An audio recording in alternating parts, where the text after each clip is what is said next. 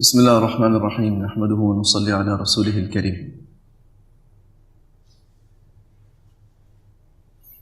So we are asking Allah subhanahu wa ta'ala to guide us as individuals and as groups. Ihdina.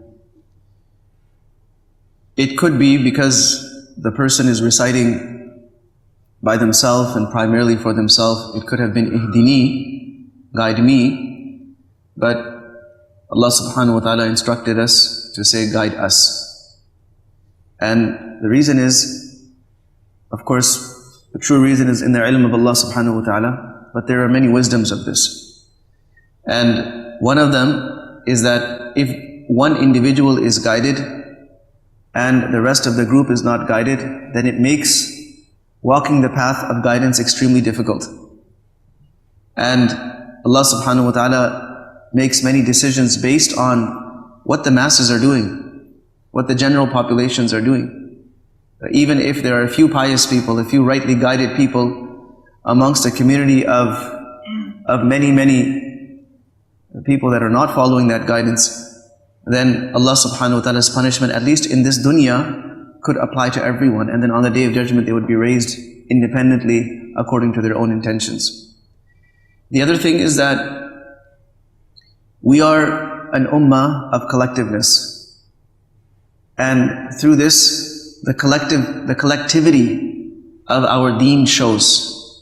We're not just practicing on deen by ourselves, but rather we are taking a whole group with us. We are taking our families with us. We are an ummah of collectivity, of ijtima'iyah. So we're asking Allah subhanahu wa ta'ala to guide us all. It's not something that we want just for ourselves. It's something that we want for everyone. We genuinely want it for everyone.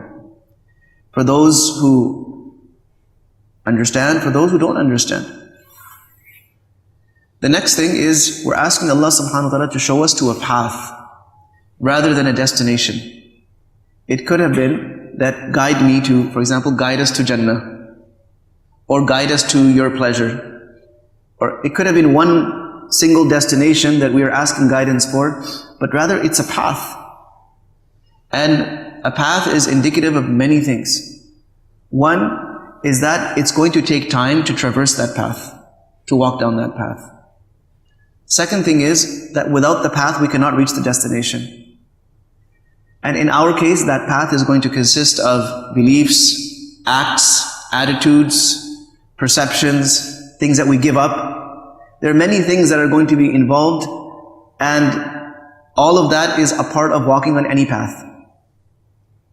The other thing is that a path requires two types of guidance.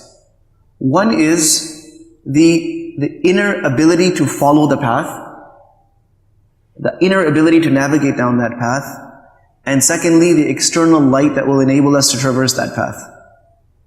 A person could have the sharpest instincts, eyesight, and so on and so forth, but if there's no external light, they're not able to walk down the path.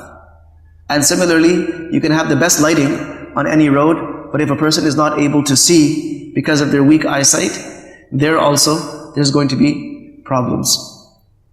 So, this analogy or metaphor of the path is a very profound one. In fact, probably entire books could be written just on this one metaphor that Allah subhanahu wa ta'ala is using.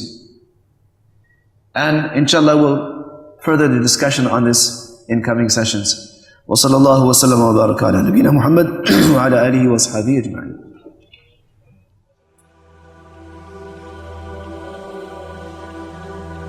فتهدي الضياء لها